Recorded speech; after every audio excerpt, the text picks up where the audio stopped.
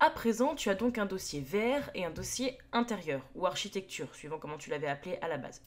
On va donc passer notre scène architecture directement en VR. Donc pour ça, on va venir dans un premier temps supprimer la capsule de first person, étant donné que nous passons en VR. Donc nous n'avons plus besoin de celle-ci.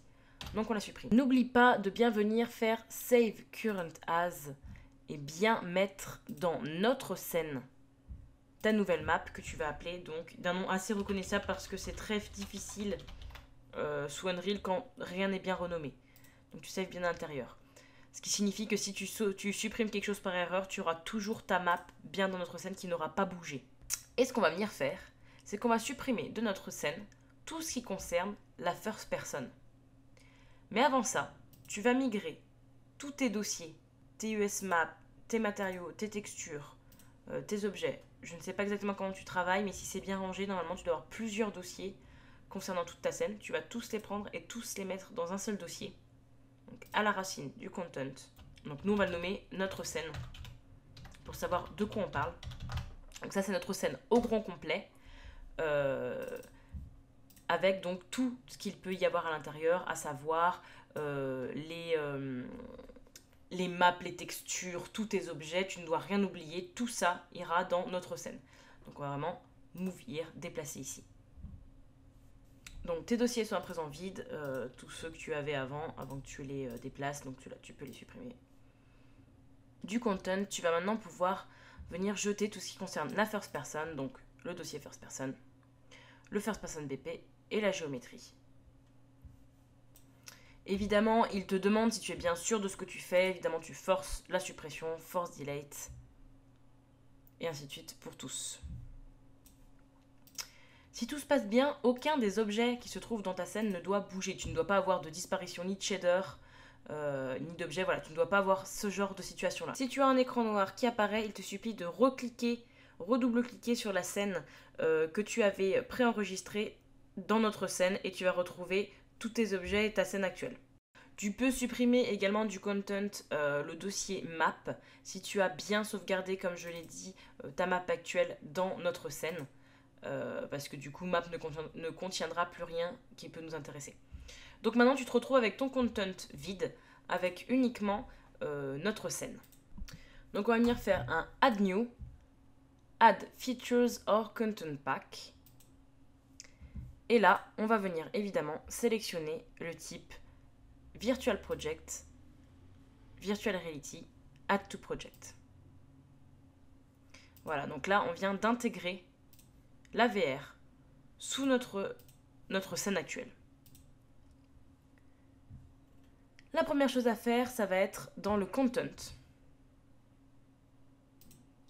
d'aller chercher Virtual Reality BP, Blueprint, et on va aller chercher le Motion Controller Pawn, donc c'est lui, c'est le petit pion. Et on va le poser directement dans notre scène.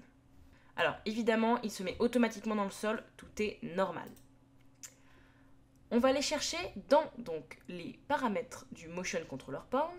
On va venir dans Pawn, ici, et on va aller cliquer sur Auto Process Player, on va mettre Player 0, afin que le personnage n'apparaisse pas sur la map en mode play.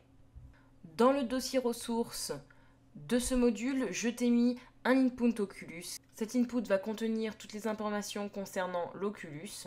Dans Edit, Project Settings, on va dans Engine chercher Input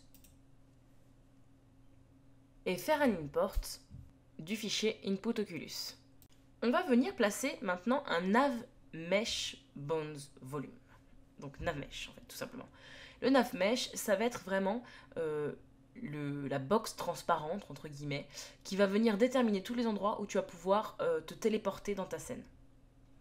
Donc pour cela, on va aller le taper dans l'onglet Node. Hop, Nav Mesh Bones Volume, il est là. Et tu vas le cliquer-glisser dans ta scène. Je te conseille donc de passer en top view parce que ça va vraiment déterminer une zone très précise. Il faut que ça soit vraiment bien posé, de façon bien précise dans ta scène. Il faut que ça englobe vraiment tout ton espace Unreal. Donc bien du bout à la fin de ta scène, pour que ça soit le plus précis possible, pour que tu puisses vraiment te téléporter absolument partout sans difficulté. Alors pour afficher ton Navmesh Bones Volume, tu vas appuyer sur P. Quand tu vas repasser en perspective, vérifie bien, donc ton Navmesh est assez plat comme ça. Je vais te montrer pourquoi, tout simplement parce que si tu le grandis, c'est pas exactement comme un Light Mass Process par exemple, là qui est ici, Light Mass Volume. En fait, lui, il va vraiment falloir qu'il englobe toute la scène et un peu plus parce qu'il y a vraiment le jeu de rebond de lumière, enfin ça va vraiment être une ambiance. Le Navmesh, lui, il va vraiment être là pour déterminer où tu spawns. Par exemple, si je le mets trop grand, tu vois, là il te propose carrément de passer sur le toit de ta scène. C'est un petit peu étrange comme spawn. Pareil, là il va te proposer de te téléporter sur le yucca, mais pas vraiment sur la plante, un peu au-dessus. Ça va être vraiment très étrange et ton personnage dans la scène va faire des choses qui ne sont pas très réalistes. Donc pour ça, tu vas vraiment venir le réduire et le placer logiquement le plus possible au sol. Et tu vois ici, on évite tous ces petits spawns étranges, notamment sur la table, même si c'est fun, c'est pas forcément l'effet recherché. Bon, si tu as un peu de spawn dehors, c'est pas très grave. L'important, c'est que tu en aies bien à des endroits bien précis au sol, que tu puisses quand même te déplacer pas mal autour de tes objets, etc.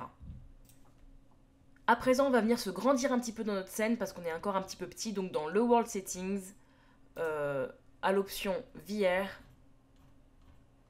voilà, ici, on va venir grandir notre personnage, on va venir le mettre à 200 pour qu'il soit au moins à 2 mètres, pour qu'il ne soit pas trop petit, que ça soit un petit peu réaliste. Maintenant, on va aller dans notre, donc toujours Content Virtual Reality BP Blueprint. Tu vas venir cliquer sur BP Motion Controller, qui est en fait la main que tu vois dans ta scène. On va aller dans la viewport et ici tu vas sélectionner donc là dans ton onglet, dans ta liste Meshes, puisque c'est la main dont on va traiter. Vu que nous avons augmenté notre personnage de 1 mètre, c'est-à-dire qu'il était à 1 mètre, maintenant il fait 2 mètres. On ne peut pas continuer à incarner un homme de 2 mètres avec des mains d'un mètre. En gros, tu peux pas avoir de toutes petites mains si tu fais 2 mètres de haut, voilà, tout simplement. Donc on va venir scale, tout simplement, tous les paramètres de la main à 2 pour qu'elle reprenne un peu de réalisme. On va retourner dans l'Event Graph.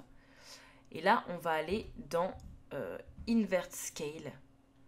Donc, hop.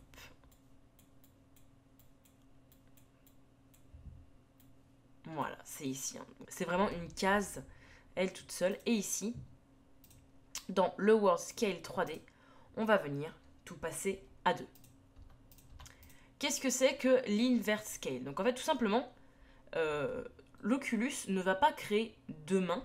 Il va prendre une main et il va la dupliquer et la retourner. Donc en fait, l'Invert Scale, c'est tout simplement le miroir de ta première main.